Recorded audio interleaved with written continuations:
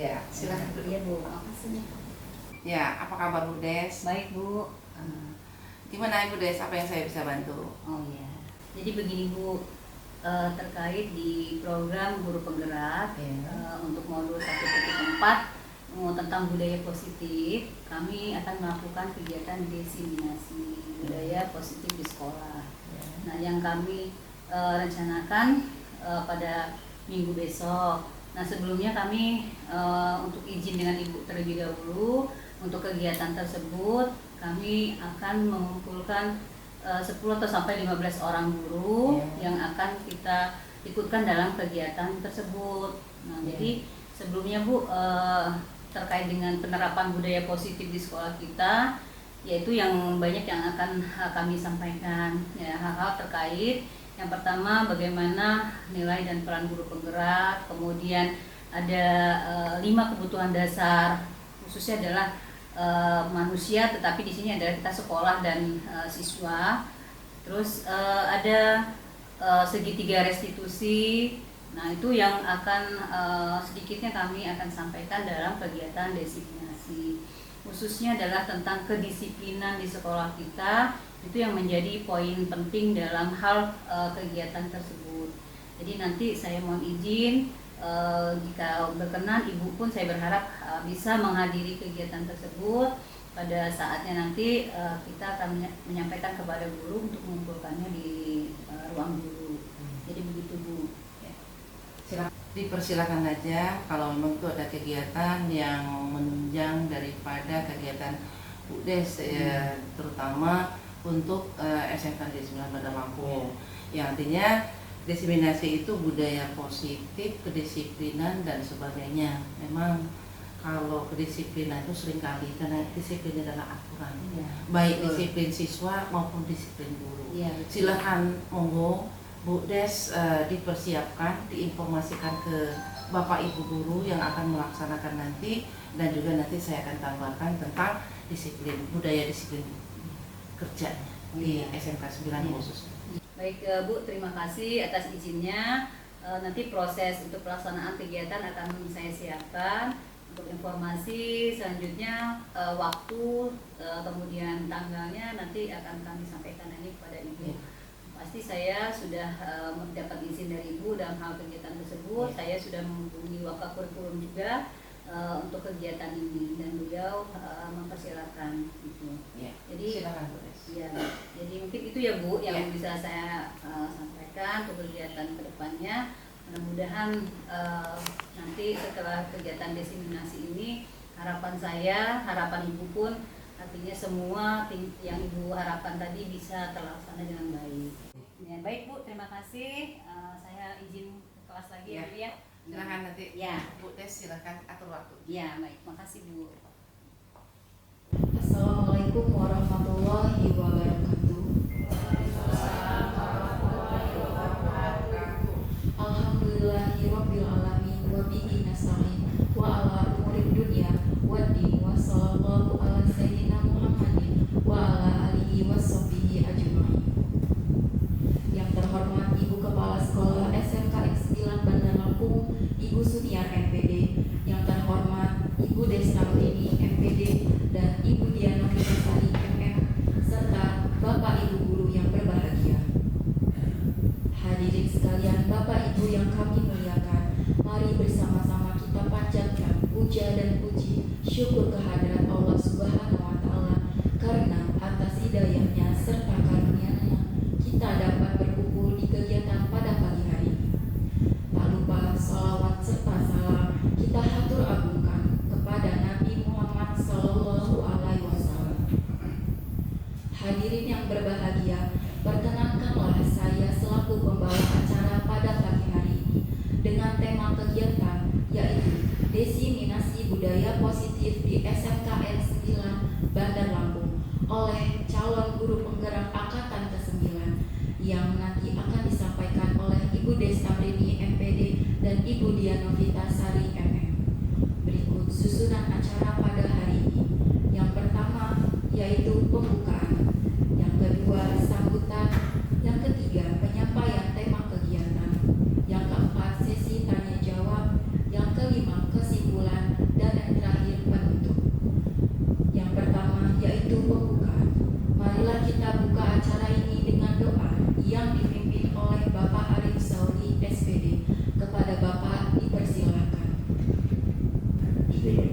Assalamualaikum warahmatullahi wabarakatuh. Waalaikumsalam. Mari kita membuka kegiatan hari ini dan kita bermunajat kepada Allah Subhanahu wa taala. Mudah-mudahan kegiatan ini Allah memberikan kelancaran dan keberkahan. Bismillahirrahmanirrahim. La yasriqul khair illallah. Bismillahirrahmanirrahim. La yasriqus su'u illallah. Bismillahirrahmanirrahim. La haula wala quwwata illa billah. Bismillahirrahmanirrahim.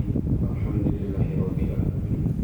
Hamdan syakirin, hamdan na'imin, hamdan yuwafi ni'amah yukafi majidah. Ya Rabbana falhamdu kama yanbaghi li jalali wajhikal karim wa 'azimi sultanik. Allahumma shalli ala Muhammad wa ala ali Muhammad kama shallaita ala Ibrahim wa barik ala Muhammad wa ala ali Muhammad kama barakta ala Ibrahim innaka Hamidum Majid. Allahumma ya muqallibal qulub sabbit qulubana ala dinik. Allahumma ya musarrifal qulub sarrif qulubana ala ta'atik. Allahumma a'inna ala dzikrika wa syukrika wa husni ibadatika. Ya Allah ya Rahman ya Rahim.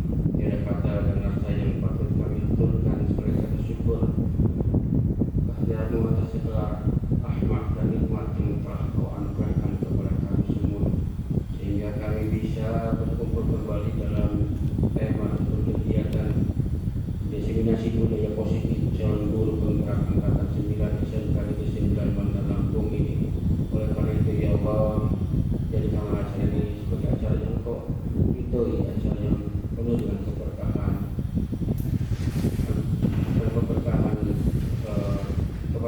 amal dan taufiknya ya Allah. Ya Allah, ya Rabb, ilmu tanah terbatas, maka dari itu anugerahkanlah kepada kami ilmu yang bermanfaat dan berkah, sehingga kami bisa menjadikan ilmu tersebut menjadi bekal kehidupan di dunia maupun di akhirat ya Allah. Ya Allah, kuatkanlah kepada kami, berikanlah kekuatan kepada kami untuk mengamalkannya, sehingga ilmu tersebut bisa bermanfaat bagi nusa bangsa dan agama ya Allah. Terkhusus pada calon guru penggerak itu Bu Desmond MPD dan Ibu Dian Novitasari MPD.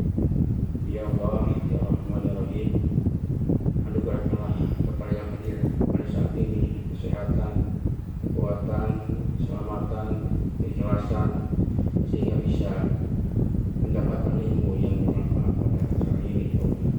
Ya Allah, ya Allah, ampunilah dosa-dosa kami ya Allah. Dosa kedua orang tua kami, dosa yang tak disengaja maupun tak disengaja ya Allah.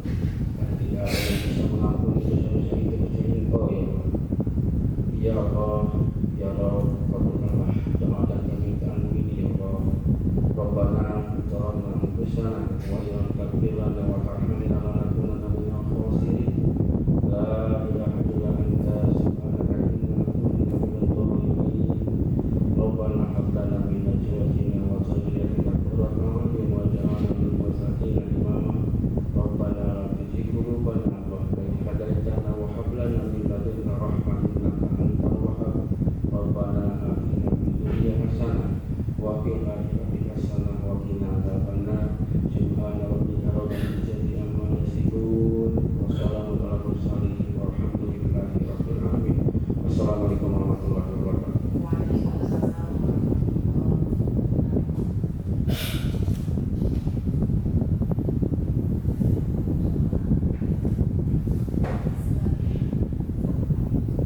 Selanjutnya, sambutan yang akan disampaikan oleh Ibu Kepala Sekolah SMKN 9 Bandar Lampung, Ibu Suniar FPD.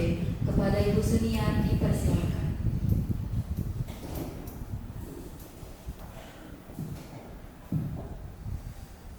Bismillahirrahmanirrahim. Assalamualaikum warahmatullahi wabarakatuh.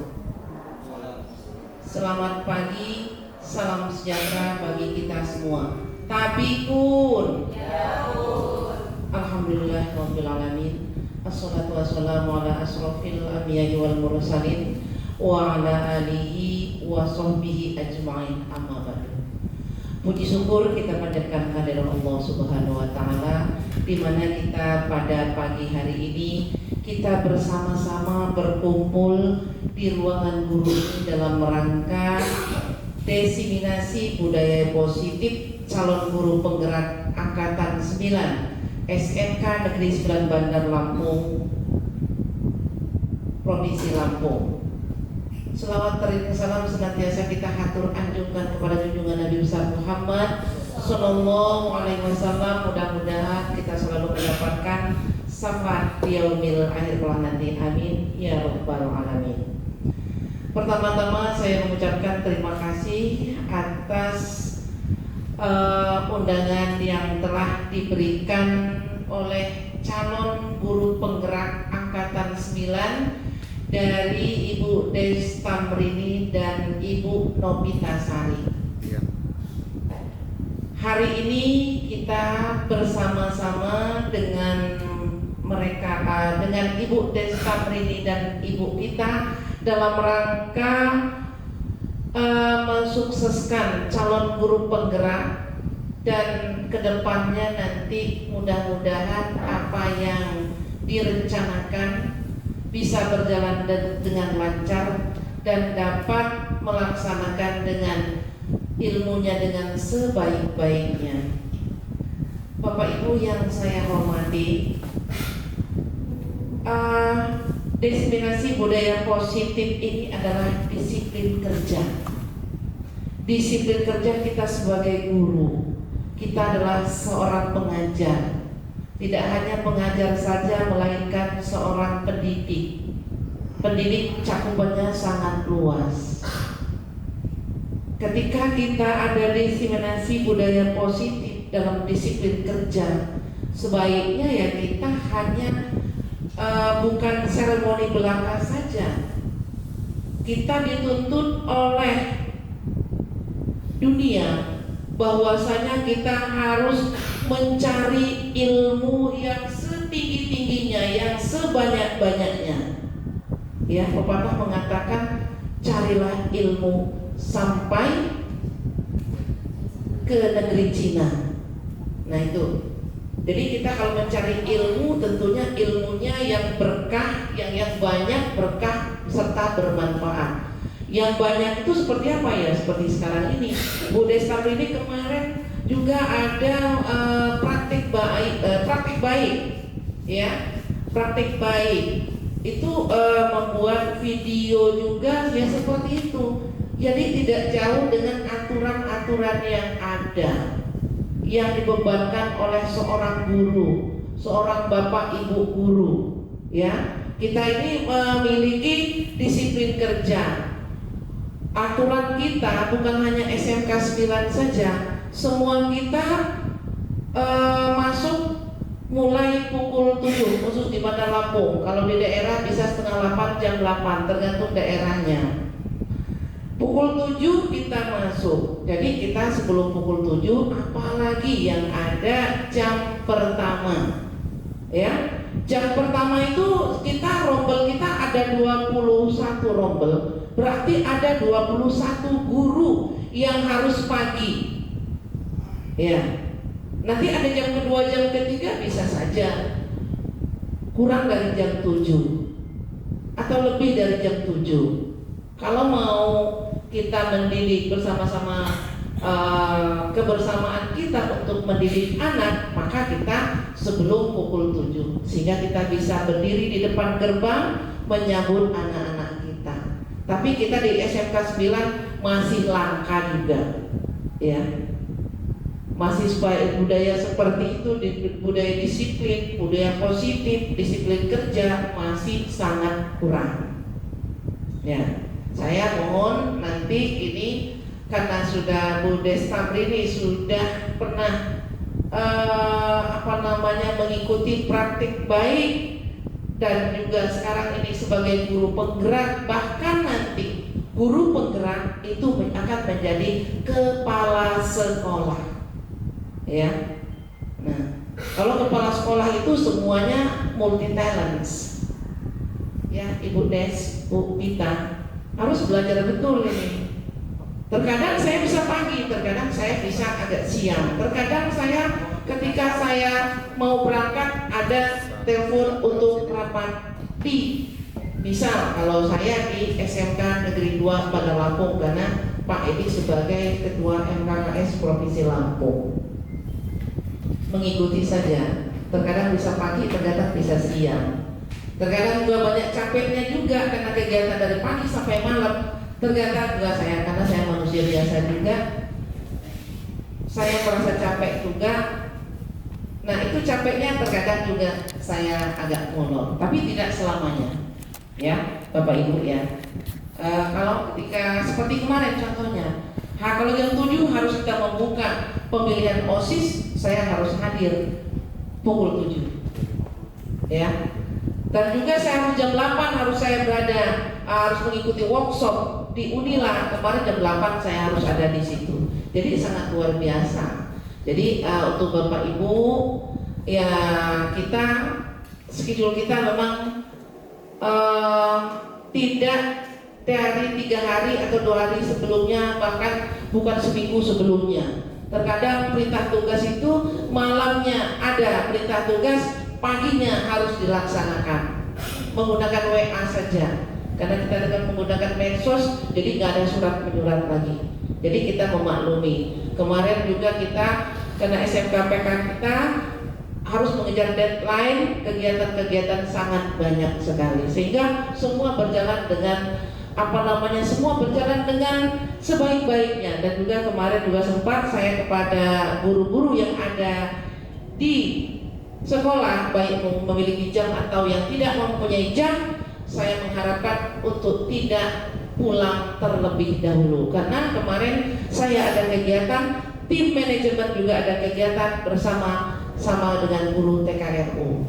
Kembali lagi ke diminasi budaya positif di sekeliling kerja, saya memohonkan untuk semua kita, ya, terutama Bu Des dengan Bu Pita yang sudah mengikuti dominasi budaya positif ini di situ kerja ini, harus juga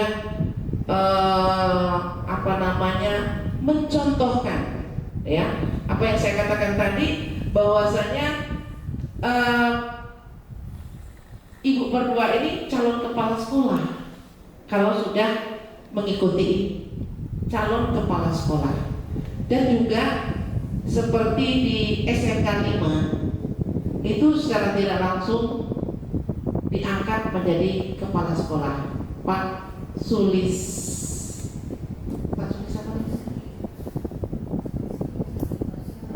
ya, SMK Negeri 5 itu secara tidak langsung dia di SMK Negeri 1 lupa. Nah itu, jadi nanti setelah ini bahkan bukan hanya menunggu lulus ya, Bu Pita dan Bu Des ini wajib mengimplementasikan budaya positif atau disiplin kerjanya di SMK Negeri 9. Jadi saya harapkan jangan seremoni biasa. Ini hanya salah satu syarat menjadi guru praktek, praktek baik, guru penggerak. Nah, hanya seremoni biasa, kalau nggak seperti ini kita nggak lulus nantinya. Bukan hanya itu, justru dimulai dari awal sebagai guru penggerak, dan guru penggerak ini adalah nantinya akan menjadi kepala sekolah. Maka mulai sekarang mengajak daripada kawan-kawan semua harus sama-sama budaya positif, disiplin kerjanya dilaksanakan. Ya, siap nggak Bu Des? Siap ya. Bu Pita siap ya, Bu Pita ya. Calon kepala sekolah. Jadi itu tadi banyak sekali ilmunya, mungkin ilmunya luar biasa, sangat luar biasa. Mohon ditularkan untuk kawan-kawan kita, dan juga nanti diimplementasikan setelah kita memiliki ilmu itu, kita dengan siswa seperti apa, ya. Ternyata di situ kurikulum merdeka itu benar-benar merdeka, ya. Kita mengajar anak itu di mana saja, memberikan disiplin anak itu kapan saja, di mana saja. Bukan, oh ini bukan anak saya bukan wali kelasnya, sehingga saya nggak usah aja, urusan saya di TKR aja. Mungkin kata Pak Ijal bisa seperti itu. Nggak seperti itu. Mau di TKR, mau di BDP, mau AKR, mau TPTU, itu adalah semuanya, ini adalah anak kita. SMK Negeri 9 ini SMK milik kita. Disinilah tempat kita mengabdi, ya, memiliki tugas dan tanggung jawab, dan kita memiliki hak dan tanggung jawab kita. Kita ada hak dan kita juga ada tanggung jawab. Supaya balance hak dan tanggung jawab kita, supaya kita berkah, yaitu tadi. Jadi kita bukan hanya kita mengajar di kelas, ini adalah muridku, sementara di sebelah ribut, itu bukan muridku, itu salah. Mungkin nanti akan disampaikan oleh Bu Destamrini dan Ibu Novita, nanti akan seperti apa sih guru penggerak ini, ya? Disiplinnya sampai di mana? Apakah hanya seremoni saja? Monggo disilahkan Bu Destamrini berikan ilmunya yang sebanyak-banyaknya dan juga dapat diimplementasikan supaya ilmunya berkah dan bermanfaat. Dengan mengucap Bismillahirrahmanirrahim, diseminasi budaya positif calon guru penggerak angkatan 9 SMK Negeri 9 Bandar Lampung, Provinsi Lampung, saya nyatakan dibuka. Selanjutnya yaitu presentasi diseminasi budaya positif di SMK Negeri 9 Bandar Lampung. Assalamualaikum warahmatullahi wabarakatuh. Terima kasih Bapak-bapak, Ibu guru hebat semua. Dalam kesempatan kali ini saya ingin mempresentasikan ya tentang budaya positif di SMK Negeri 9 Bandar Lampung terkait kegiatan calon guru penggerak angkatan 9 dari SMK Negeri 9 Bandar Lampung. Ya, dalam kesempatan kali ini saya ingin menyebarkan pemahaman dan penerapan pengalaman budaya positif. Ya, jadi kembali tetap yang kita bahas adalah budaya positif. Bagaimana kita menyebarkan pemahaman tentang budaya positif dan bagaimana kita penerapan pengalaman yang kita peroleh selama kita di sini ya terkait dengan budaya positif di SMK 9. Sekarang kita kembali ke sini. Ini adalah konsep inti daripada budaya positif. Jadi di dalam budaya positif itu ada konsep yang akan kita bahas, yaitu yang pertama tentang perubahan paradigma belajar, kemudian ada disiplin positif, ada nilai-nilai kebajikan, ada kebutuhan dasar manusia, motivasi perilaku manusia, posisi kontrol guru, keyakinan kelas, dan segitiga restitusi. Ya, saya berharap setelah kita mendapatkan apa yang kita pahami hari ini, maka besok ke depan mindset kita akan berubah ya, baik dalam segi penerapan ataupun nanti ketika kita berkolaborasi bersama-sama. Selanjutnya kita masuk ke dalam pembelajaran dengan paradigma baru. Kenapa pembelajaran dengan paradigma baru? Bapak Ibu, termasuk saya sebelumnya kita melakukan proses pembelajaran itu dengan yang namanya teacher center. Ya, jadi yang teacher center itu seperti apa sudah paham lah. Artinya kita yang banyak menerangkan dari awal sehingga kita ini capek ya, capek, habis suaranya, capek, lelah, terus pikirannya. Nah itu karena kita menerapkan dengan sistem teacher center. Bagaimana kita penerapan pembelajaran yang sebenarnya adalah ketika kita melakukan pembelajaran dengan cara atau dengan sistem atau dengan metode ya, berdiferensiasi ya. Nah, bagaimana berdiferensiasi itu? Bagaimana caranya kita kok bisa ada pembelajaran berdiferensiasi? Yakinlah ketika kita melakukan pembelajaran dengan berdiferensiasi, maka pembelajaran itu akan menjadi menarik. Ya. Nah, kembali bahwa di sini kita ada yang namanya dengan profil pelajar Pancasila. Kalau sekarang kita biasanya penerapan dengan profil pelajar Pancasila, apalagi kurikulum Merdeka ya. Di dalam kurikulum Merdeka, di sini ada yang namanya profil pelajar Pancasila, yaitu ada beriman bertakwa kepada Tuhan Yang Maha Esa, kemudian mandiri, bernalar kritis, kreatif, bergotong royong, dan berkebinekaan global. Nah, inilah ya yang akan kita terapkan, kita gali dari siswa, baik itu dalam kehidupan keseharian di sekolah maupun dalam proses pembelajaran.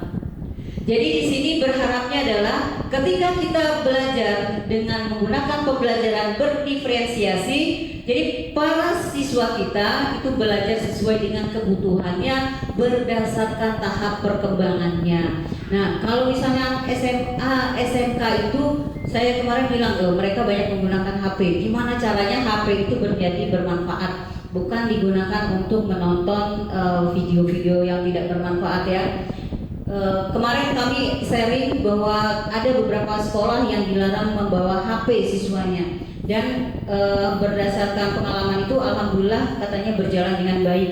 Jadi tidak ada kasus-kasus yang anaknya ketahuan nonton video porno atau yang istilahnya pada saat pembelajaran digunakan untuk main game online, bahkan seperti itu. Nah, bagaimana kalau kita SMK ini sebetulnya wajib, agak sedikit wajib ya, menggunakan HP kalau HP itu kita gunakan dalam proses pembelajaran. Jadi bagaimana penggunaan yang sebenarnya ketika itu benar-benar tepat, maka dia akan bermanfaat.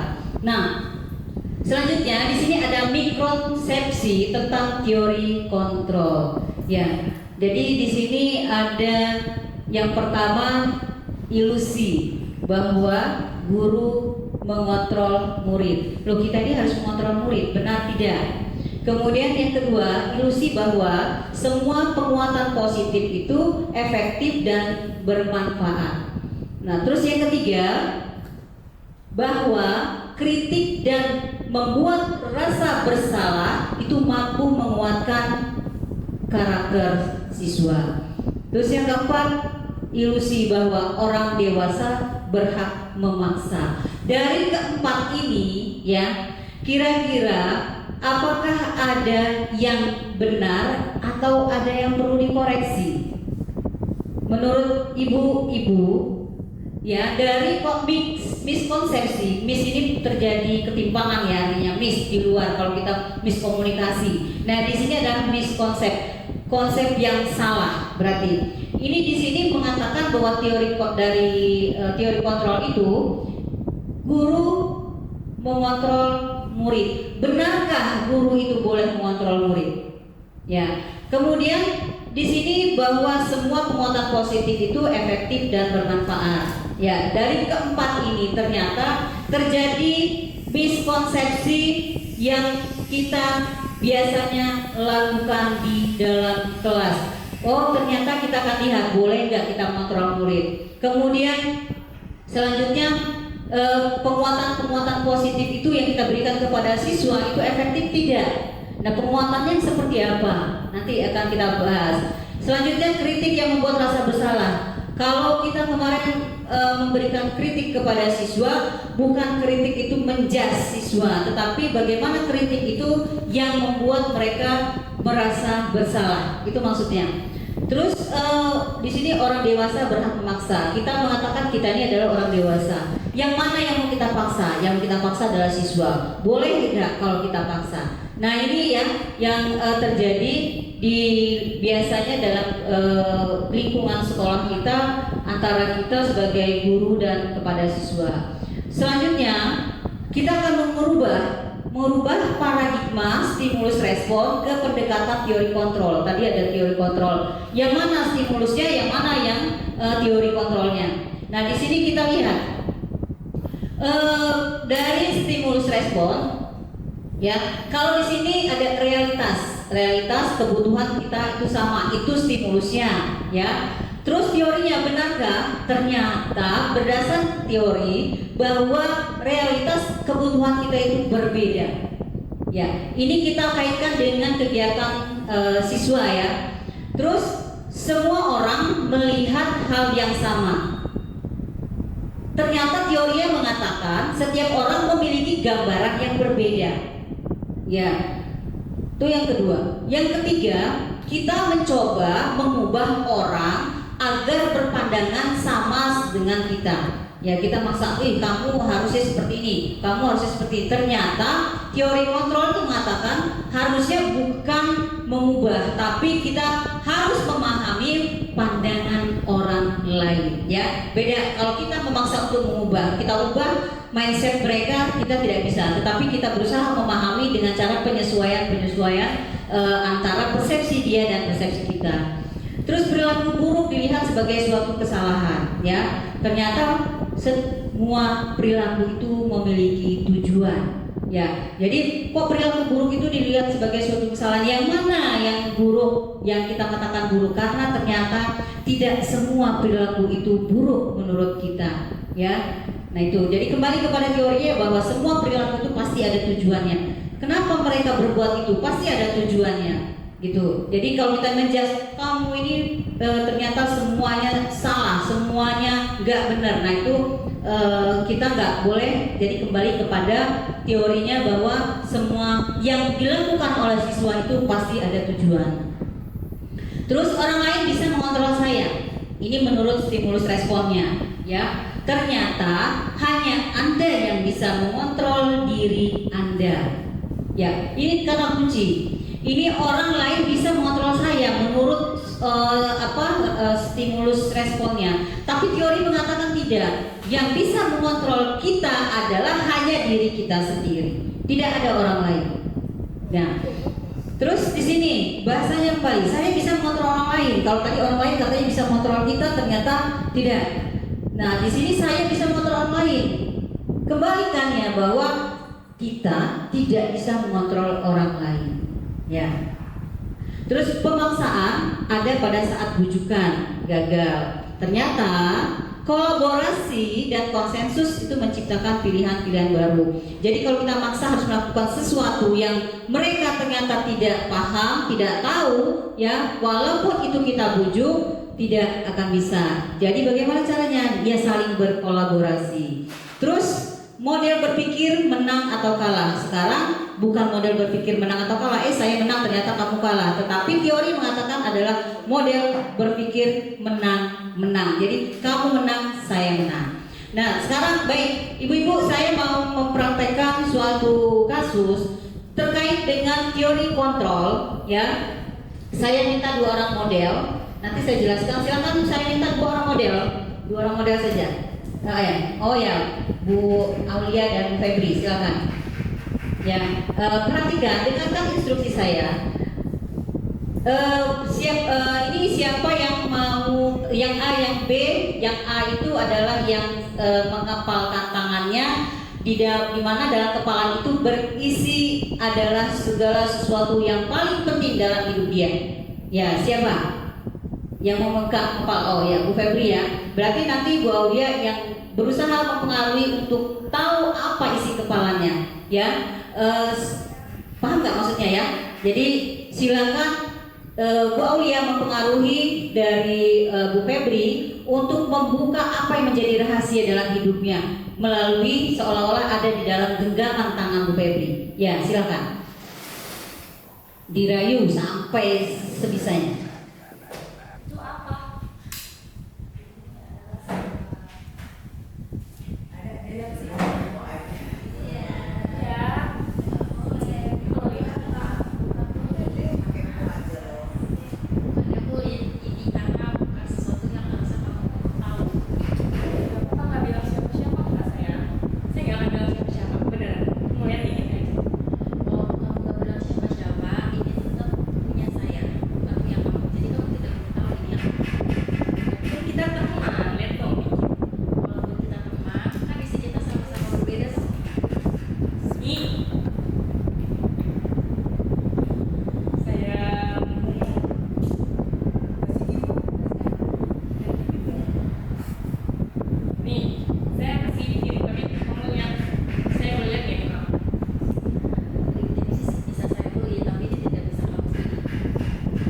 Pelit banget loh, jadi nikah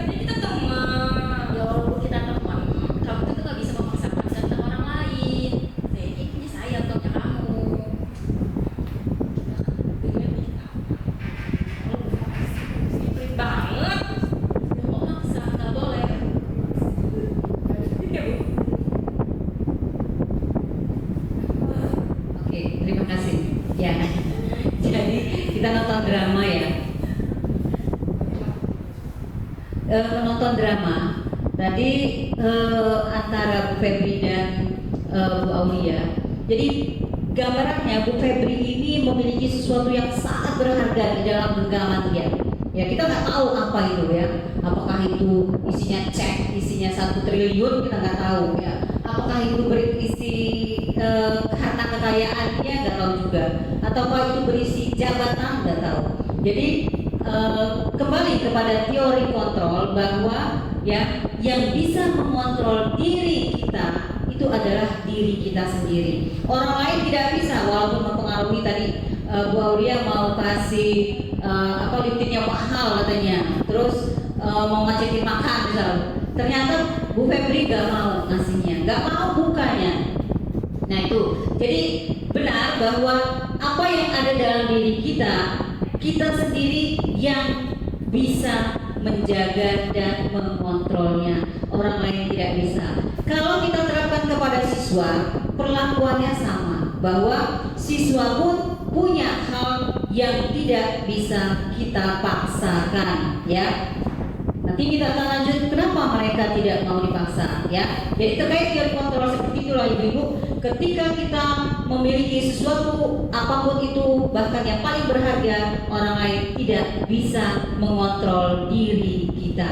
Artinya kita sendiri yang akan mengontrol diri kita mau buka atau enggak, mau buka atau enggak. Jadi kalau Bu Febri bisa mau buka, ya udah mau dibuka. Berarti dia yang mau membukanya, bukan karena paksaan dari orang lain. Oke. Terus selanjutnya kembali kita ke disiplin positif. Nah, disiplin positif ini ada bahasa bukan disiplin saja, tetapi ada disiplin yang positif. Ya, disiplin itu berasal dari kata disiplin, disiplina bahasanya ya, yang artinya adalah belajar.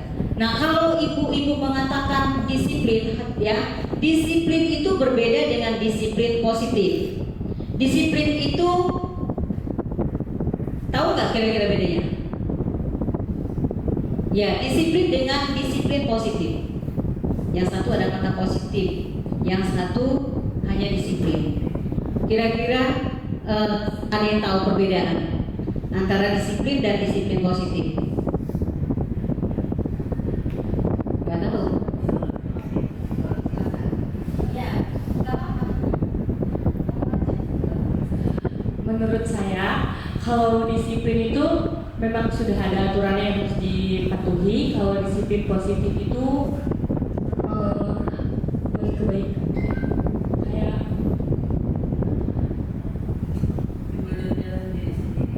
disiplin positif itu kayak menimbul kebaikan dalam diri yang ingin diperbaiki.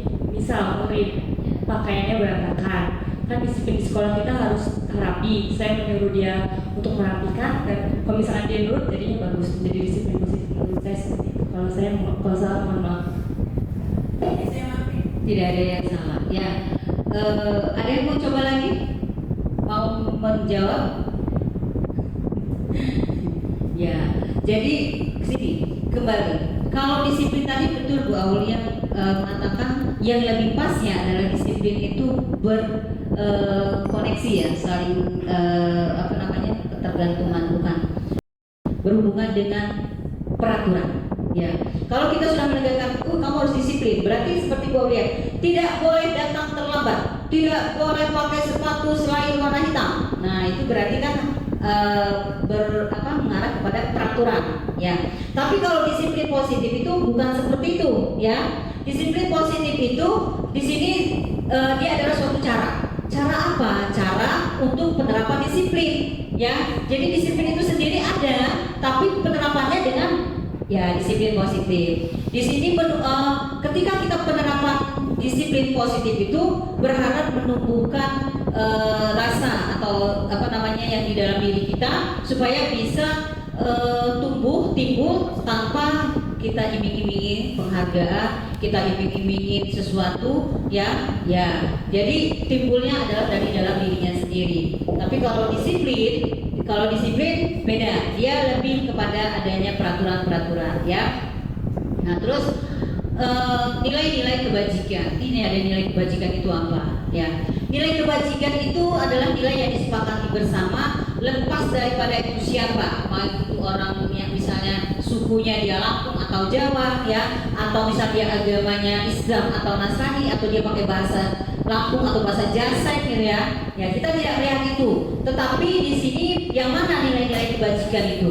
Kalau kita terapkan di sekolah ataupun di dunia kerja, semua dimanapun kita berada pasti ada nilai-nilai kebajikannya. Nah, kalau di sekolah apa?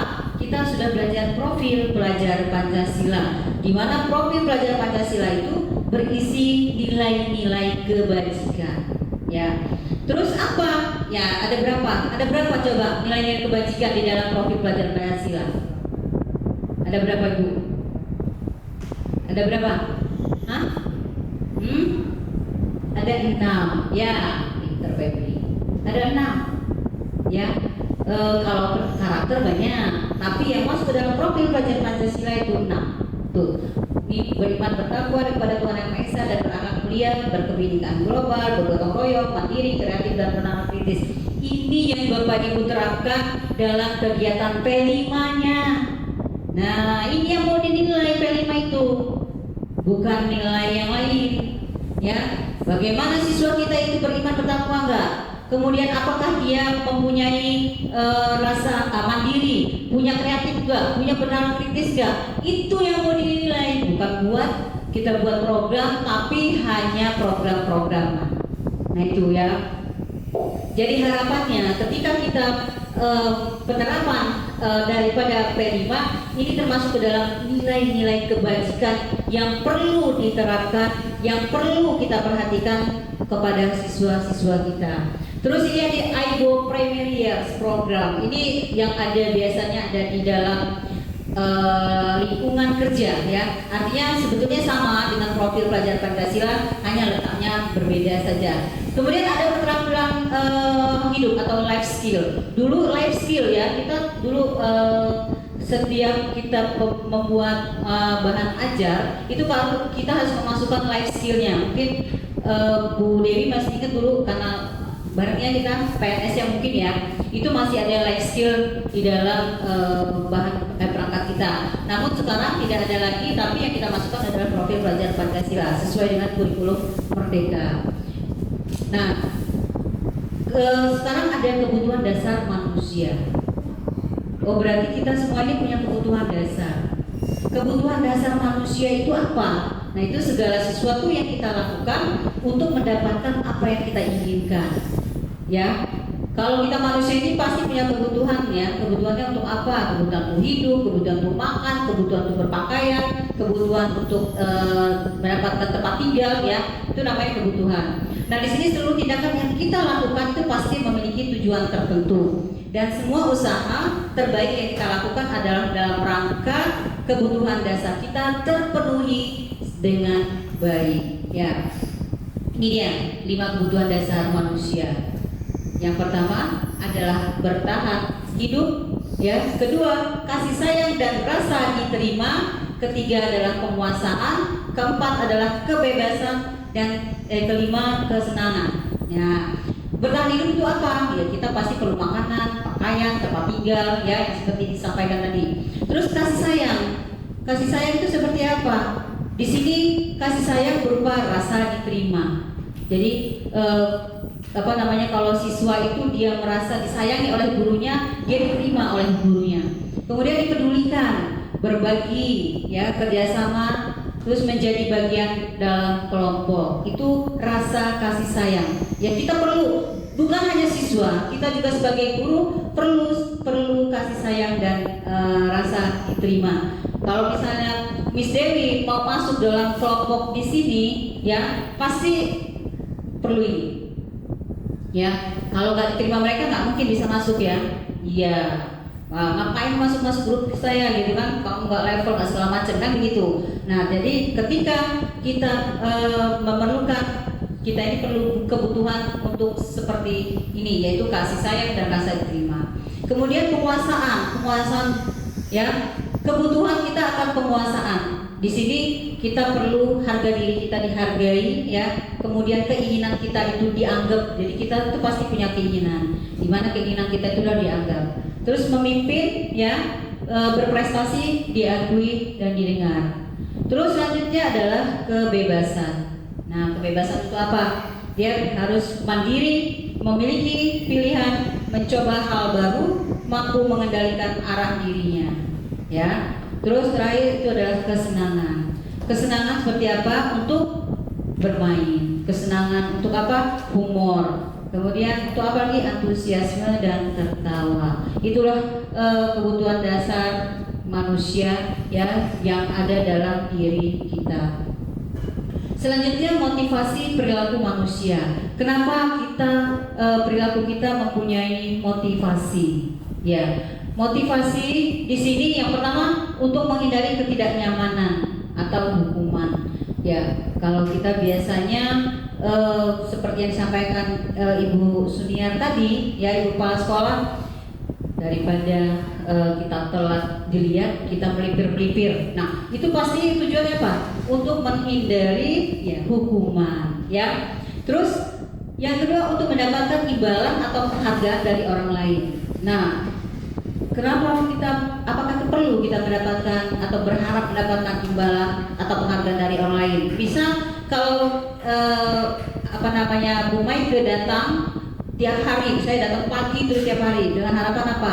Diberikan reward oleh kepala sekolah, misal, ya. Terus misalnya saya pokoknya melakukan pembuatan bahan atau perangkat ajar cepet-cepet dikumpulin biar apa? Biar dapat penghargaan sebagai guru teladan, misal. Nah itu dari mana timbulnya adalah ketika motivasi ekstrinsiknya bekerja. Jadi itu sebenarnya bukan dari dalam tapi dari luar, ya. Nah, yang mana yang dari dalam yaitu untuk menjadi orang yang mereka inginkan dan menghargai diri sendiri dengan nilai yang mereka percaya.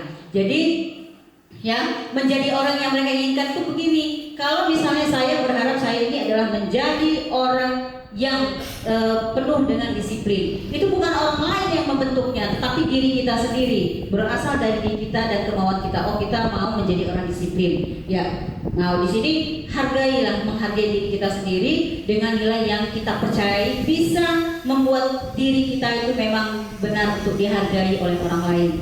Terus selanjutnya, nah di sini Ibu ada 3 yang biasanya kita akan temui di sekolah, ya, yaitu ada hukuman, ada konsekuensi dan restitusi. 3 ini adalah hal yang berbeda. Pasti saya yakin, saya pun pernah berbuat seperti itu, bahwa ketika siswa kita salah atau melakukan kesalahan, kita menghukum siswa, ya, kita menghukum siswa. Terus nanti kita lihat apakah boleh atau tidak, ya. Nah, terus di sini ada juga konsekuensi, kemudian ada restitusi. Hukuman itu apa? Lihat, hukuman itu bersifat tidak terencana atau tiba-tiba. Misal, kalau kita piket di depan, sini kamu terlambat, terus ngapain? Sana pungut sampah. Nah, itu namanya hukuman. Tiba-tiba, nggak pernah direncanakan, ya. Karena kalau terencana pasti ada programnya, ya. Kemudian murid tidak tahu apa yang terjadi atau tidak dilibatkan. Terus bersifat satu arah. Satu arah itu misalnya yang saya sampaikan tadi, ketika misalnya ada yang terlambat, ibu-ibu berhadapan langsung dengan siswa tersebut. Itu ada komunikasi satu arah. Itu berupa hukuman fisik atau psikis, ya. Nah, terus murid tetap dibuat tidak nyaman, tetapi ya dengan ada konsekuensi itu murid merasa nggak nyaman tetap karena ada peraturan, ya. Terus sikap guru selalu memonitor murid, tiap hari kita liatin, terus kita kontrol, terus ya kita cari-cari gimana, misalnya ke kelas anaknya sengaja kita cari apa masalahnya, gitu ya. Terus di sini ada restitusi. Nah, restitusi itu apa? Di sini adalah proses menciptakan kondisi bagi murid untuk memperbaiki kesalahan. Ya, jadi kita tidak menjudge siswa atau menghukum siswa, tetapi kita memproses bagaimana murid itu bisa memperbaiki kesalahannya. Jadi kalau dia datang terlambat, kamu ini tiap hari datang terlambat, udahnya terus rambutnya panjang segala macam, ya, keluar semua lah omongan bahasa kita. Nah itu ya, yang seperti itu yakinlah Bapak Ibu tidak akan membuat anak itu jerah, ya, tidak akan membuat anak itu jerah atau berubah. Dan nyatanya memang berulang setiap hari. Anak-anak itu juga ya pasti ya, itu lagi, sampai dari kelas 10 bahkan sampai kelas 3 masih ketemu, itu lagi kok nggak kapok gitu ya, nggak jerah. Anak itu berarti ada sesuatu yang salah ya. Terus proses kolaborasi yang mengajarkan murid untuk mencari solusi sendiri. Nah, berkolaborasinya dengan siapa? Ya dengan anak itu. Kalau dia melakukan kesalahan, kita timbulkan rasa bersalah. Kamu paham, kamu sadar kalau itu salah. Bagaimana solusinya? Biar dia cari sendiri dengan kita yang menggalinya. Ya. Terus di sini ada 5 posisi kontrol guru. Kita itu punya 5 posisi kontrol. Ya, pertama adalah sebagai penghukum, ya, kemudian membuat merasa bersalah, kemudian sebagai teman, kemudian sebagai pemantau, dan sebagai manajer. Ini pasti ada, ya. Sewaktu-waktu kita bisa pernah melakukan ini sebagai penghukum. Yang mana? Kita pernah menghukum murid, ya, pernah menghukum murid. Terlambat bersihin WC misalnya ya. Terus terlambat lagi suruh bersih keliling mengutin sampah sampai sekotak sampah gitu ya. Nah, kemudian yang kedua adalah membuat merasa bersalah. Jadi kita memberikan menjudge anak itu sampai sekecil-kecilnya sehingga dia itu merasa ternyata saya ini salah, tapi itu salah ternyata gitu. Jadi dia merasa bersalah itu ternyata membuat diri dia minder, diri dia down, bukannya dia semangat. Nah, itu juga tidak boleh. Terus yang ketiga sebagai teman. Jadi kalau kita guru sebagai teman itu boleh nggak? Sebenarnya dalam posisi apa juga boleh. Tetapi ya terkadang siswa kita tidak bisa menganggap kita sebagai teman. Itu sudah kelewatan biasanya. Terus pemantau itu gimana ya? Kita pantau jadi kerjanya terus nggak ngapa-ngapain, ya tetap aja tidak berubah. Ya pemantau tuh kalau gambar saya tuh dia tuh cuma ngintip doang, ngintip ya. Nah, terus ini sebagai manajer. Nah, kok manajer? Bukannya manajer itu kepala sekolah. Kita pun bisa dikatakan sebagai manajer.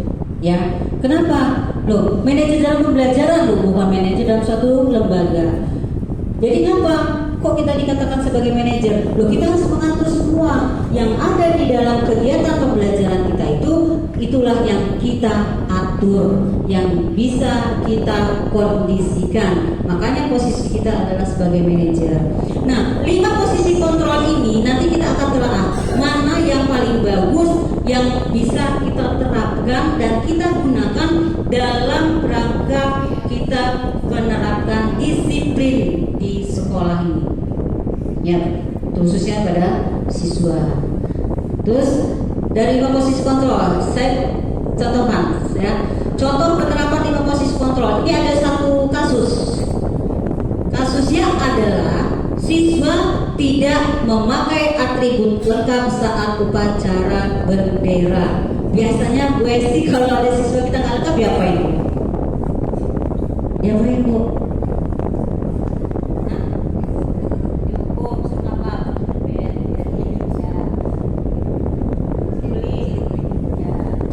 Masuk ke ruang BK ya Bu ya. Ya, buat perjanjian kita kan. Iya.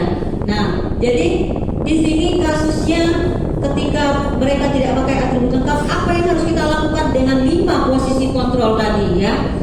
Yang pertama lihat nih, kita kasih hukuman. Ya. Ini Ibu misalnya Bu Aulia mengatakan, "Sana, kamu hormat di tiang bendera itu sama 1 jam." Nah, pernah ya? Kita pernah ya? Bukan Ibu, pernah kita ya? Nah itu kita suruh hormat di depan tiang bendera itu 1 jam sampai dia udah sampai yang depan cowok cewek lendotan begini waktu itu pernah. Nah itu jadi itu posisi kita sebagai apa kalau kita menyuruh seperti itu? Oh ternyata kita adalah sebagai penghukum, nggak sadar ya kita.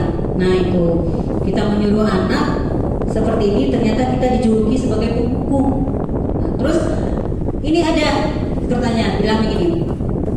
Berapa kali ibu atau bapak harus memberitahu kamu ya ngomong sama anak, kamu selalu saja mengecewakan ibu bapak. Jadi ketika anak itu salah kita langsung ngomong gitu. Berapa kali sih ibunya harus ngomong sama kamu ya sampai capek, bosan gitu kan, kok itu aja. Nah itu terus itu adalah posisi kontrol kita sebagai pembuat merasa bersalah ya.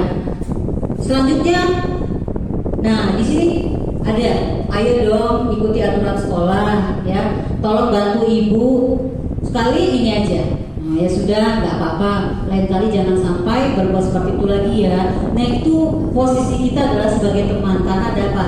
Kita mengajak, ya, mengajak siswa kita untuk berubah, yaitu mengikuti peraturan sekolah.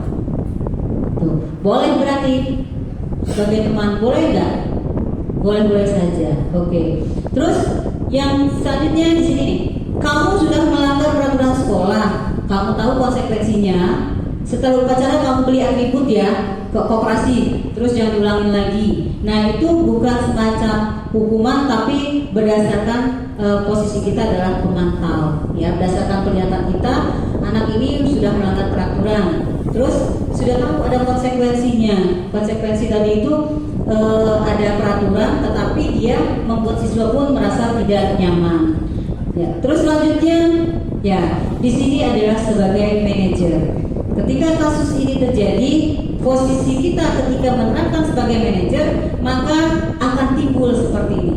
Apakah kamu tahu kesalahan kamu? Ya, terus kira-kira bagaimana kamu memperbaiki kesalahan kamu? Nah itu, jadi siswanya diajak berkomunikasi. Memang susah, ya, tetapi memang harus seperti itu ternyata, ya, memang harus seperti itu. Konsekuensi dari kita menjadi seorang guru yang bagus, yang baik adalah ketika kita menerapkan posisi kita sebagai manajer. Nih, perlu diingat. Jadi semua kita itu harus menjadi seorang manajer. Manajer di mana? Manajer dalam pembelajaran. Manajer di luar itu sebagai pengendali terhadap siswa, ya. Terus di sini ada pertanyaan. Ya, saya ada kasus, ya. Saya minta ibu-ibu menebak dalam kasus ini posisi ibu sebagai di mana posisi kontrolnya. Tadi posisi kontrol ada berapa? Ada 5, ya. Ibu ingat apa aja? Apa? Sebagai penghukum, terus pemantau, teman, manajer, satu lagi. Ya, oh ya, membuat merasa bersalah. Ya, membuat merasa bersalah, ada 5. Sekarang ini ada ini ya, bahasa. Nanti ibu bisa menentukan ini posisinya sebagai apa, ya, posisi kontrolnya di mana. Saya kecewa sekali dengan kamu. Kira-kira posisi kontrolnya di mana? Hah? Membuat merasa bersalah. Ya, benar ya. Ya. Terus lagi. Kamu tidak pernah benar melakukannya. Hah? Kamu tidak pernah benar melakukannya. Bukan merasa bersalah. Bener ya? Hah? Kamu tidak pernah benar melakukannya. Kira-kira pemantau. Kalau teman tadi bersifat ada ajakan, ya. Ini jadi bersifat ke posisi kontrol apa? Ibu sebagai pemantau, ya. Kamu tidak pernah benar melakukannya. Jadi pemantau terus timbul bahasa ini gitu ya? Ya, benar nggak? Oke. Sekarang yang ketiga. Nah, apa rencanamu untuk menyelesaikan masalah ini? Manajer, ya, benar manajer. Ayo. Ya, mengajak. Hah? Ya. Apa rencanamu untuk menyelesaikan masalah ini? Ayo, manajer atau teman? Hah? Ya, coba kita lihat nih. Ayo. Nah, ya. Ya, ayolah lakukan demi Bapak Ibu ya. Nah, ini bahasanya teman ya. Terus yang ini, kamu tidak pernah mendapat nilai jika tidak mengerjakan tugas penghukum. Ya. Jadi Bapak Ibu semua ya, posisi kontrol ini yang wajib kita harus pahami. Ya, ketika kita akan berhadapan dengan siswa kita, ya, maka kita ini harus berada di posisi yang mana? Nah, posisi yang paling baik itu adalah ketika kita berada pada posisi sebagai seorang manajer. Yang paling baik enggak?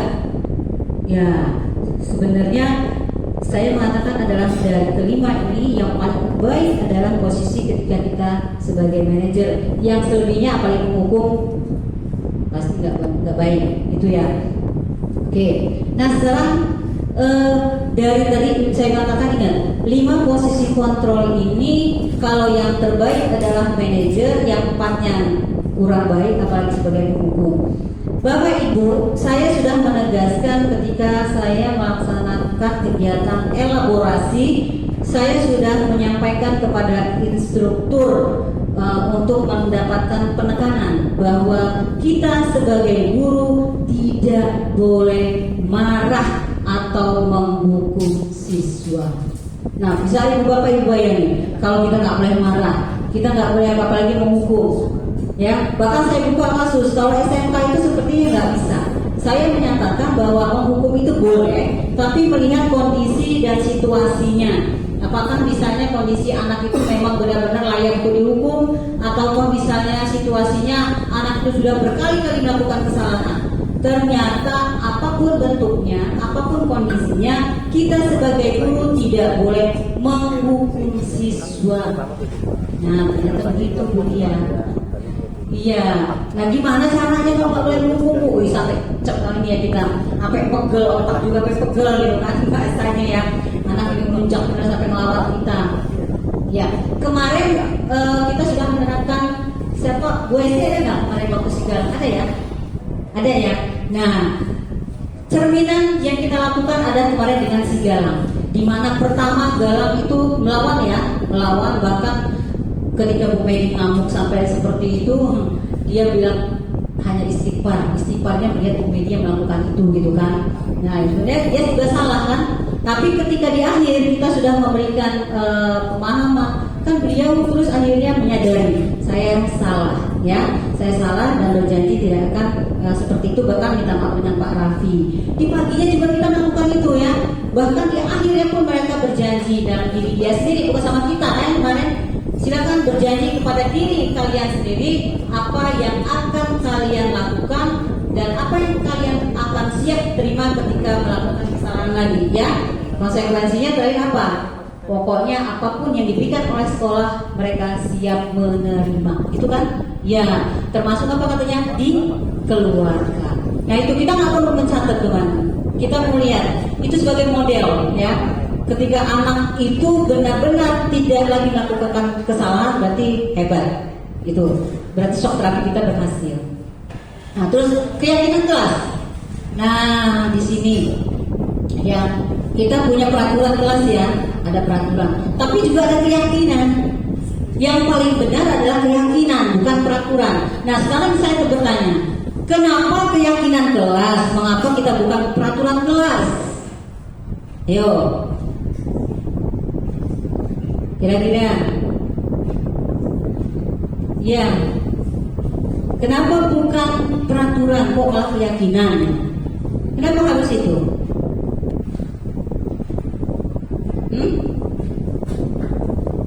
Ya, sama, keyakinan dan peraturan itu dibuat sama ya di dalam kelas. Tetapi kenapa kita tidak buat peraturan namanya gitu loh? Tulis ini peraturan kelasnya. Yang pertama misalnya tidak boleh datang terlambat, gitu ya. Terus ya kalau datang terlambat dihukum, misalnya bayar uang kas atau denda uang kas 10.000. Nah itu. Ya, kenapa? Oh ya. Peraturan itu hal yang harus dipatuhi. Kalau keyakinan itu kesadaran diri. Oke, ya, ini ya, benar ya. Jadi kalau sama seperti tadi buat Lia ya, disiplin dengan disiplin positif, sama bahasanya malah itu ya. Kalau ini udah jelas berbeda. Ini peraturan dengan keyakinan, tetapi ternyata berbeda. Sama-sama kita kita buat di dalam kelas. Loh, tadi bedanya di mana? Nanti bahasanya akan berbeda. Ketika peraturan tadi yang disampaikan, ya, misalnya, ayo kalau kamu terlambat besok denda 10.000. Setiap yang siswa terlambat datang denda 20.000 masuk ke uang kas itu. Tapi kalau kita buat itu dalam keyakinan, berbeda bahasanya. Tuh. Kapan kita buat keyakinan? Nah, yang jadi wali kelas ini, Put, wali kelas nggak, Put? Enggak. Yang jadi wali kelas, Bu Marenta wali kelas? Bu Febri wali kelas? Enggak. Bu Maika? Enggak. Miss Dewi wali kelas nggak salah? Enggak juga. Ya, jadi wali kelas ini cuma Bu Agustin? Enggak juga? Iya. Nah itu, setiap awal tahun, besok sepatutnya jadi wali kelas ya ibu-ibu ya. Kita buat keyakinan kelas di dalam kelas itu. Jadi sifatnya bukan peraturan. Walaupun kita mengatakan pokoknya jangan datang terlambat, tetapi bahasanya bukan yang kita buat itu seperti peraturan. Gitu ya. Jadi udah jelas kenapa keyakinan kelas kok bukan peraturan kelas. Terus, nah di sini ada pembentukan keyakinan kelas. Gimana kita membentuk keyakinan kelas? Kita tidak berbicara lagi tentang peraturan. Ya, kita bicaranya adalah pembentukan keyakinan kelas. Nah, keyakinan kelas itu seperti apa? Ini adalah yang pertama bersifat abstrak. Abstrak itu apa berarti? Nampak nggak? Nggak nampak ya? Tidak nampak. Kemudian berupa pernyataan universal, secara umum, tetapi dia tidak berupa kata-kata hukuman ya. Terus dibuat dalam pernyataan yang positif ya. Jadi kalau misalnya begini, saya mengatakan kalau itu udah bahasa positif, jangan buang sampah sembarangan, itu positif nggak? Hah? Tidak positif ya? Iya. Jadi yang positifnya yang gimana? Ya, buanglah sampah pada tempatnya. Jadi bahasanya walaupun artinya sama, ya konteksnya sama, tapi bahasanya berbeda. Terus sedikit saja agar mudah diingat. Ya, nggak perlu panjang-panjang. Ya, misalnya dilarang membuang sampah di sembarang tempat karena akan merusak keindahan kelas. Panjang benar ya. Nah itu ya. Jadi bukan seperti itu. Jadi hanya sedikit saja ya, seperti dikatakan tadi, buanglah sampah pada tempatnya. Dah, cukup itu ya. Terus sesuai dengan kondisi kelas dan sekolah sehingga mudah diterapkan. Kira-kira apa yang tidak sesuai? Adakah yang tidak sesuai ketika kita terapkan? Kira-kira ada nggak yang ketika kita menerapkan sesuatu itu tidak sesuai dengan kondisi kelasnya? Misalnya apa? Hah? Paping kelas, moving kelas. Ya, kita terapkan tapi nggak sesuai dengan kondisi ya, kondisi sekolah bahkan ya, ya benar. Ya, terus di sini semua warga sekolah atau warga kelas dilibatkan saat membuat keyakinan kelas. Berarti keyakinan kelas atau sekolah itu kita wajib melibatkan semuanya. Jadi bukan hanya keyakinan kelas untuk kelas 11 AKL misalnya ya, keyakinan kelas 11 BDP, bukan.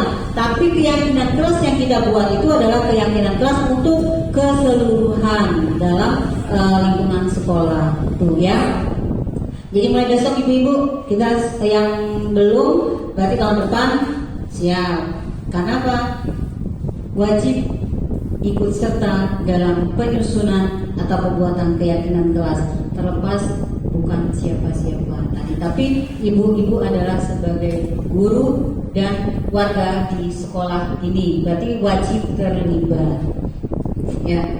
Nah sekarang segitiga restitusi. Segitiga restitusi ini tadi berkaitan dengan bagaimana kita memecahkan suatu masalah. Ya. Saya meminta ibu-ibu semua memahami segitiga restitusi ini. Jadi ketika nanti sudah paham bagaimana penerapannya, ya pasti anak akan berubah. Yakinlah, pasti anak akan berubah kalau ini diterapkan benar-benar. Nah, segitiga restitusi itu ada 3, namanya juga segitiga, berarti ada 3 ya. Tahapannya apa? Yang pertama di sini menstabilkan identitas, ya. Kok ada identitas? Nah, kalau kita manggil siswa, pasti siswa itu salah ya. Pasti siswa itu pernah berbuat salah, maka kita panggil kan gitu ya. Terus gimana? Ya kita stabilkan dulu kita tanya dulu, artinya menanyakan fakta. Kenapa kamu berbuat seperti itu? Kalau misalnya kenapa kamu tadi berantem, kan ditanya. Tadi kamu berantem ya, kenapa kamu berantem? Bukan. Kalau kita biasanya kemarin-kemarin sini kamu, baru kalau dia ngelawan mau kita tabok gitu ya. Nah sekarang ternyata nggak boleh. Jadi pertama yang harus kita tanya adalah kita harus menstabilkan identitas dulu. Jadi bertanya faktanya kenapa, apa yang terjadinya ya. Terus sudah itu kita validasi tindakan yang salah. Kita mengatakan bahwa apa yang dia lakukan itu ternyata salah. Jadi bukan menjudge, kamu ini udah nggak benar ya, melakukan kesalahan. Terus misalnya apa, lompat tembok segala macam. Nah itu nggak boleh. Jadi kita tanya dulu kenapa dia melakukan kesalahan tersebut. Terus menanyakan keyakinan. Nah inilah ibu-ibu ya, kenapa kita perlu membuat keyakinan kelas. Karena ketika siswa tersebut melanggar keyakinan, bukan melanggar peraturan, makanya bukan melanggar peraturan, tapi melanggar keyakinan kelas, maka kita akan melakukan prosesnya juga dengan baik, ya. Dengan cara apa ini tadi kita terapkan segitiga restitusi. Tuh. Jadi apa segitiga restitusi? Itu suatu proses dialog yang dijalankan oleh guru agar dapat menghasilkan murid yang mandiri dan bertanggung jawab. Itu hasilnya. Kita akan lihat prosesnya besok apa yang sudah kita lakukan. Oke, sekarang apa itu menstabilkan identitas? Nih, menstabilkan identitas yaitu yang berdasarkan prinsip membuat kesalahan adalah bagian dari proses pembelajaran. Jadi kita meyakini anak yang salah itu adalah proses pembelajaran buat dia. Menuju kedewasaan misalnya, ternyata seperti dia di kelasnya mengganggu temannya sampai berantem, ya. Nah itu kita nggak boleh, kita anggap bahwa itu adalah proses dia untuk menyelesaikan suatu masalahnya. Ya jadi kita wajib harus rendah hati kitanya ya, agak harus legowo segala macam ya. Nah terus kita mengatakan seperti ini yang kita katakan ibu-ibu ya. Ketika anak kita salah, berbuat salah itu wajar, ya. Kemudian tidak ada manusia yang sempurna. Ini bahasanya. Ibu atau bapak juga pernah melakukan itu, ya. Misalnya kita terlambat, anak terlambat, kita menghukum anak, ya. Kita padahal kita juga pernah terlambat. Nah itu. Jadi kalau saya mengatakan jangan pernah menghukum anak terlambat kalau kita sendiri masih terlambat. Tapi ya nanti proses ke depan bukan bahasa itu. Kalau saya juga saya terlambat, bodoh-bodoh amat lah anaknya terlambat. Nah itu yang nggak boleh, ya. Tuh. Terus ibu bapak ya, ibu tidak mau mencari siapa yang salah, tapi ibu atau bapak ingin mencari solusi dari permasalahan ini. Nah ini ya bahasanya. Terus kamu berhak merasa begitu. Maksudnya ketika dia melakukan kesalahan ya kita akui kamu berhak kok untuk melakukan itu. Nah seperti itu. Jadi kita lihat dulu ya bagaimana kesalahan itu yang dia lakukan. Ya kita stabilkan dulu. Stabilkan dengan anaknya ya dengan menerapkan kata-kata seperti ini. Ini maksudnya bahasanya. Nah terus yang kedua kita validasi tindakan yang salah. Nah di sini apa validasi tindakan yang salah? Yaitu berdasarkan prinsip setiap perilaku berupaya memenuhi suatu kebutuhan tertentu. Jadi apa yang bisa kita cari informasi dari siswa? Ini kita ada pertanyaannya. Jadi, kamu pasti punya alasan mengapa melakukan hal itu, gitu, ya. Terus padahal kamu bisa melakukan yang lebih buruk dari ini. Misalnya kalau dia berantem mulut misalnya, gara-gara apa? Rebutan lipstik misalnya, ya atau rebutan cowok ya, misalnya akan gitu. Nah, terus kita kasih pemahaman. Ya mungkin saja dengan yang kamu lakukan, kamu sebenarnya bisa melakukan lebih daripada itu. Nah, alhamdulillah kamu ternyata tidak melakukannya, kan begitu. Ya, jadi kita memberikan bahwa itu salah, tapi kita memberikan sebuah solusinya. Terus di sini kamu patut bangga karena telah melindungi sesuatu yang penting buatmu. Tuh, kamu melakukannya karena mempertahankan sesuatu yang penting bagimu. Nah itu ya. Ibu yang harus kita gunakan ketika kita berproses ya untuk melakukan penerapan kedisiplinan terhadap siswa. Terus yang selanjutnya adalah menanyakan keyakinan. Apa yang ditanyai dalam keyakinan itu? Yaitu apa? Berdasarkan prinsip teori kontrol. Tadi ada teori kontrol ya, bahwa pada dasarnya kita termotivasi secara intrinsik. Apa motivasi intrinsik itu? Kira-kira, Miss, motivasi intrinsik itu? Ya. Ya, oke, iya. Oke, dari dalam ya, dari dalam ya, motivasi intrinsik itu dari dalam diri pribadi kita. Itu yang tadi saya sampaikan. Nah, terus apa yang dia katakan misalnya gini, apa keyakinan kelas kita, ya, terus nilai-nilai apa yang telah disepakati bersama, tuh. Seperti apa gambaran sebuah kelas yang ideal menurut kamu, ya. Terus kamu ingin menjadi orang yang seperti apa? Nah, ini pertanyaan-pertanyaan ketika kita menanyakan keyakinan kepada siswa, ya. Oh, berarti ingat tahapan restitusi itu tadi 3. Pertama kita tanya dulu apa salah dia, ya. Terus kita validasi kenapa melakukan itu. Nah, terus yang ketiga kita berikan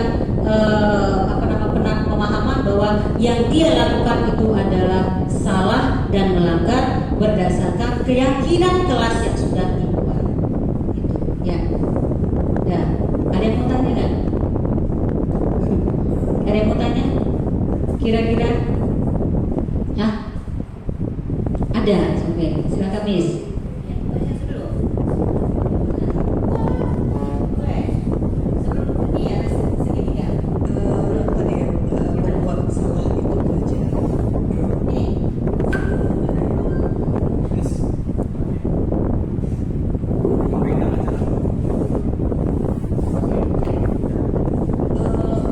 Kalau saya lihat itu redaksionalnya berbuat salah itu wajar, kayaknya ambigu ya Bu ya. Kalau dibuat kalimatnya seperti ini, melakukan sebuah kesalahan kan itu sesekali. Kalau berbuat salah itu wajar, seolah-olah ini adalah sesuatu yang rutin berbuat salah dan itu wajar. Kalau melakukan suatu kesalahan itu hal yang wajar, bisa jadi itu kesalahan yang tidak diulang-ulang terus, tapi sekali salah itu wajar. Tapi kalau kesalahan itu diulang-ulang terus kan sepertinya kok menjadi wajar ya. Kalau menurut saya redaksional berbuat salah itu wajar dengan membuat suatu kesalahan itu adalah hal yang wajar agak berbeda sih. Kayaknya begitu. Gimana? Ya, terima kasih. Ya, ketika kita melakukan penerapan segitiga restitusi kepada siswa, bahasa ini tidak berhenti sampai di sini. Jadi kita bilang kamu berbuat salah itu wajar, sudah. Nah, itu yang salah memang.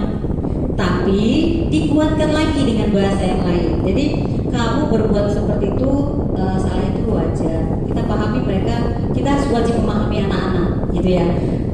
Di usia mereka mungkin melakukan itu wajar, karena setiap yang tindakan itu pasti memiliki tujuan tadi, gitu. Terus kita bilang ini lanjutan bisa. Tidak ada manusia yang sempurna. Ibu juga dulu pernah melakukan kesalahan. Nah, nanti kita di belakangnya kita bilang, nah, ketika mereka sudah salah, sudah wajar melakukan kesalahan, harusnya kamu tidak melakukan itu. Kamu tahu nggak kamu sudah melanggar apa? Nah, di belakangnya artinya tahapan untuk penyelesaian kasus kepada siswa itu bertahap. Ya, bertahap. Nggak langsung yang kita tadi jas ya. Kalau kita dulu bahkan kemarin juga saya sampai keceplosan masih. Padahal udah tahu saya sebenarnya kan nggak boleh, tapi masih juga. Nah, itu memang karena kita lupa. Kalau memang itu prinsipnya sebenarnya tidak boleh. Nah, ini tahap-tahapnya, Miss. Berbahasa itu di sini yang diawali dari pertama, apa sih kamu kok lakukan kesalahan? Oh, saya tadi maling jambu, Bu, misalnya gitu kan. Terus, oh ya, kita pahami dia sebagai anak-anak kan. Oh ya, memang kamu melakukan itu sebenarnya wajar. Nah, terus kita tanya lagi kan, kita kasih penguatan lagi. Ya, ibu dulu waktu kecil mungkin kita juga pernah maling jambu kan gitu kan. Ibu dulu juga pernah maling jambu. Nah, tapi kita bukan maksudnya membenarkan dia maling jambu, bukan, karena ada bahasa di belakangnya setelah itu. Nah terus kamu tahu nggak kalau maling itu salah? Nah kan dijawab pasti ngomong, ya Bu salah. Nggak ada yang benar kan? Ya Bu salah. Kira-kira kalau kamu maling jambu itu melanggar apa? Nah, jadi ada tahapan ketika kita memproses seseorang siswa ya berdasarkan segitiga restitusi. Maka ini wajib kita pelajari, wajib kita pahami dan wajib kita terapkan. Ini luar biasa, woy. Luar biasa susah maksudnya ya. Tetapi ketika kita sama-sama, karena ini kan sifatnya individu ya, individu. Ketika kita bertemu dengan siswa siapapun itu, walaupun bukan anak didik yang kita wali kelasnya, itu menjadi kewajiban kita untuk menegurnya dan melakukan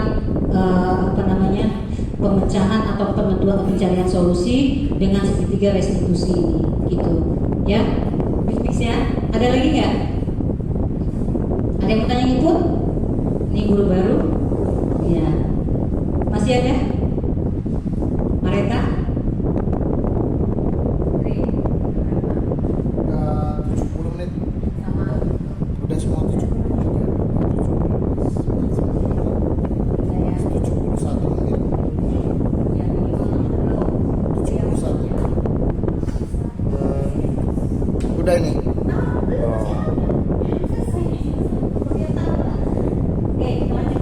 Lanjutkan. Oke. Nah sekarang kita melihat ini penerapan segitiga restitusi yang saya lakukan berdasarkan teori daripada segitiga restitusi. Ya, nanti bahasa-bahasanya bisa kita cerna ya yang keluar. Silakan Pak Andre.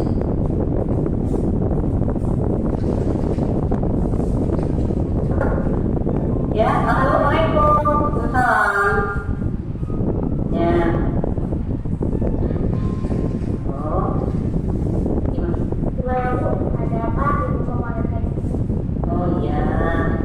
Tadi Niken itu dengar dari Bu Niken. Katanya kamu hari ini terlambat dan sering datang terlambat. Iya Bu. Ya. Sudah berapa kali kira-kira Niken datang terlambat selama ini? Sudah hampir 4 kali. Sudah 4 kali. Kira-kira kenapa kamu datang terlambat Niken? Saya sering tidur larut malam Bu, langsung sampai sehingga saya terlambat berangkat ke sekolah. Ya baiklah Niken, melakukan kesalahan itu adalah suatu hal manusiawi ya. Setiap orang itu pasti ada pernah melakukan kesalahan. Ya. Yang penting kita harus belajar dari setiap kesalahan ya, supaya kita menjadi lebih baik. Ya. Sekarang mari kita cari solusinya buat permasalahan Niken. Niken sering datang terlambat, pasti punya alasan ya. Ya, kenapa sih kok Niken datang terlambat? Saya sering tertidur larut malam karena saya sebelumnya HP sehingga saya telat bangun pagi dan terlambat untuk masuk sekolah. Ya, kamu sering tidur larut malam hanya karena nonton HP? Oh, nah sekarang karena kamu sering datang terlambat, kira-kira menurut Niken terlambat itu melanggar keyakinan atau kesepakatan kita nggak? Iya Bu, saya melanggar kedisiplinan yang sudah disepakati oleh kelas kita. Ya, nah, kamu sudah tahu kalau yang kamu lakukan itu adalah salah. Kamu sudah melanggar kesepakatan dan keyakinan kelas yang kita sudah buat ya. Dan sekarang yang penting ketika kamu sudah sadar, kamu memahami, kamu itu apresiasi ya, sudah mengakui kesalahan kamu, kamu sudah minta maaf. Nah, kemudian menurut Niken kan disiplin itu penting ya, penting nggak Niken? Penting Bu. Penting. Kenapa kok disiplin itu penting? Pentingnya kenapa? Karena saya lebih bisa menghargai waktu dan saya datang ke sekolah tidak terlambat. Ya benar ya. Niken sudah paham bahwa disiplin itu bisa kita menghargai waktu. Kemudian yang pasti Niken ketika kita menghargai waktu maka pekerjaan tidak akan tertumpuk ya, jadi semuanya akan berjalan dengan baik ya. Nah, jadi Niken sekarang kamu sudah belajar disiplin. Kamu tahu kamu sudah belajar disiplin dan melanggar keyakinan kelas kita Niken? Ya Bu, saya sudah melanggar kedisiplinan dari keyakinan kelas saya minta maaf ya Bu. Ya, kamu sudah menunjukkan sikap yang baik, mengaku kesalahan dan mau minta maaf ya. Nah, menurut kamu apa yang akan kamu lakukan supaya nanti pada terlambat lagi. Saya tidak akan menonton HP lagi hingga larut malam agar saya tidak terlambat dan tidak telat untuk datang ke sekolah. Ya, yang penting kamu harus tidur lebih cepat ya dari biasanya. Jadi nggak boleh nonton HP sampai malam, tidur lebih cepat. Ingat tadi sudah disampaikan kamu harus bisa menghargai waktu ya.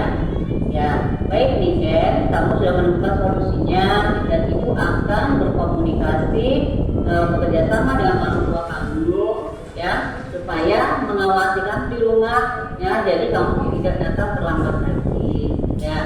Baik, terima kasih Niken atas kehadirannya. Mudah-mudahan ke depan menjadi lebih baik. Harus tetap semangat ya, tetap semangat. Oke, silakan sekarang boleh kembali ke kelas ya. Terima kasih Bu. Ya.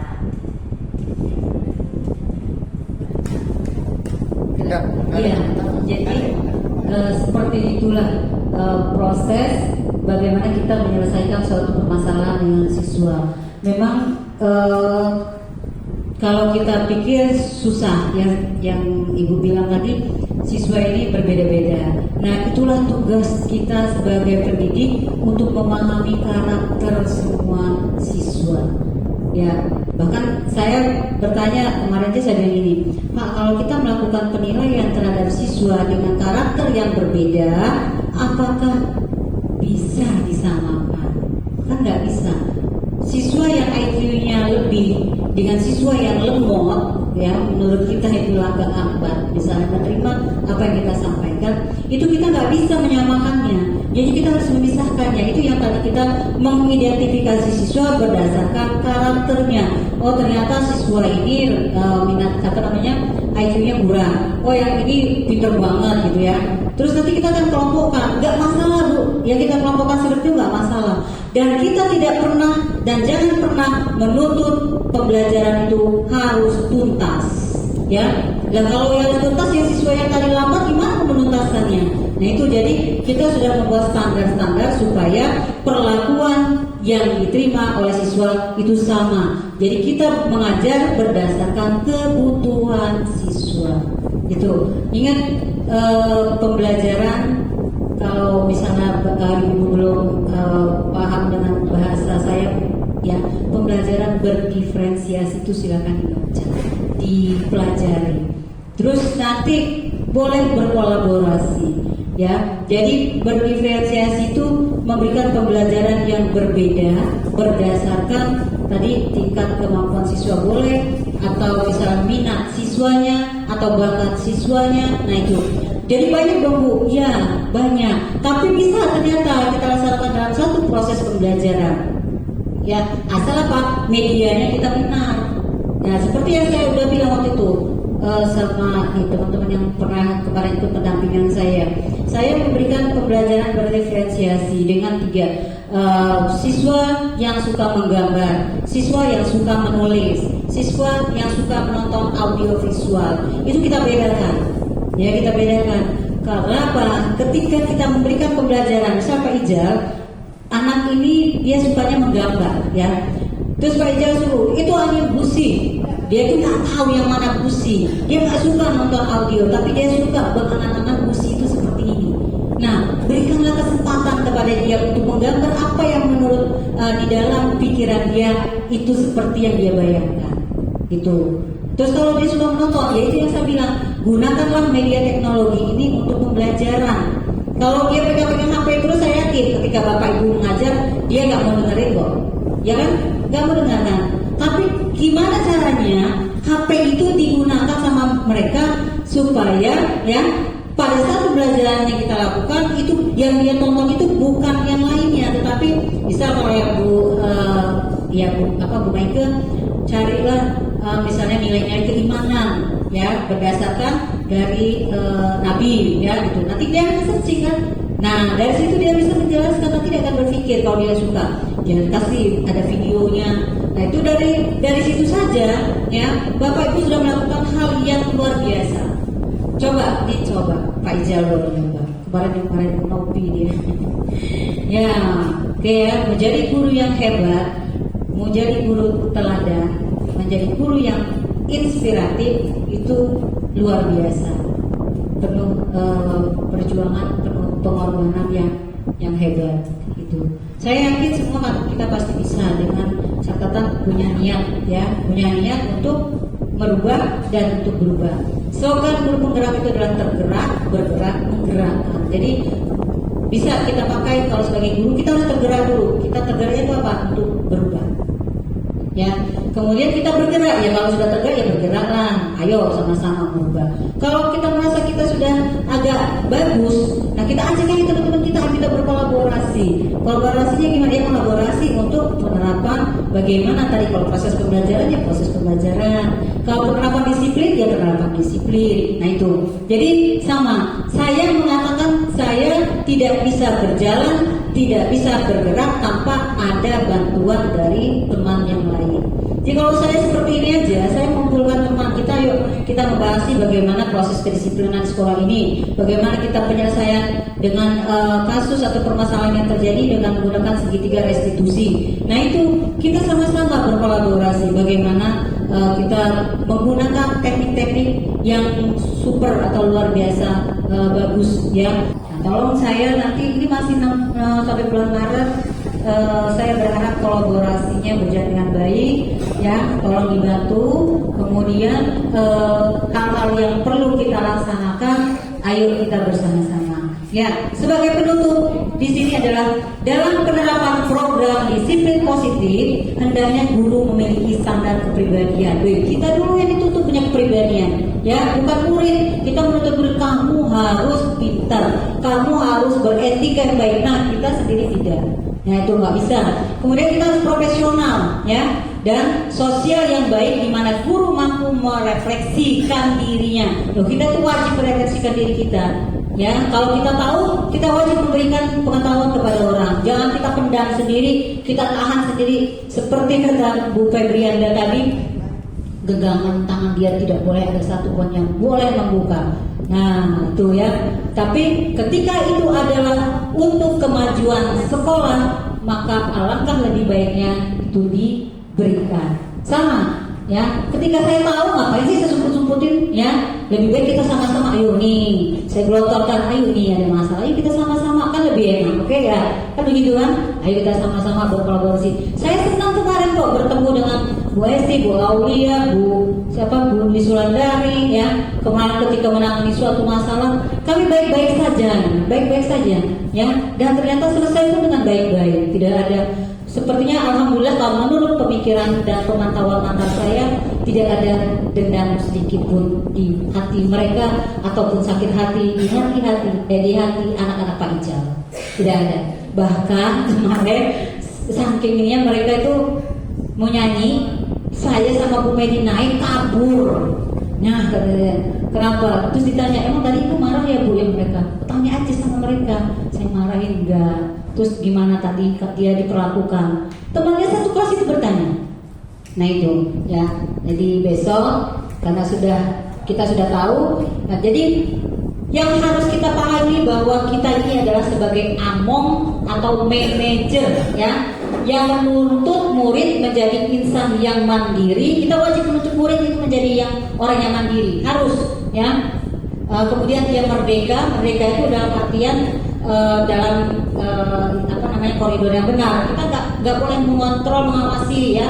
Tadi sudah kita bahas tadi. Kemudian siswa yang bertanggung jawab. Ini berdasarkan standar pendidikan nasional. Sudah jelas sebagai guru kita wajib paham dengan standar pendidikan nasional bahwa dalam penerapan disiplin positif itu kita harus memiliki standar dulu dalam diri kita, kepribadian yang baik, profesional dan sosial yang baik, ya. 3 kepribadiannya, kemudian profesional dan sosial kita yang baik. Baik, terima kasih atas perhatiannya Bapak Ibu semua, Bapak Ibu guru hebat. Saya yakin kita sama-sama untuk mensukseskan yang menjadi program di SMK Negeri 9 Bandar Lampung untuk menjadi sekolah yang lebih hebat, ya, yang sesuai dengan visi sekolah, ya. Terima kasih saya ucapkan, mohon maaf jika ada kesalahan. Saya akhiri. Wassalamualaikum warahmatullahi wabarakatuh.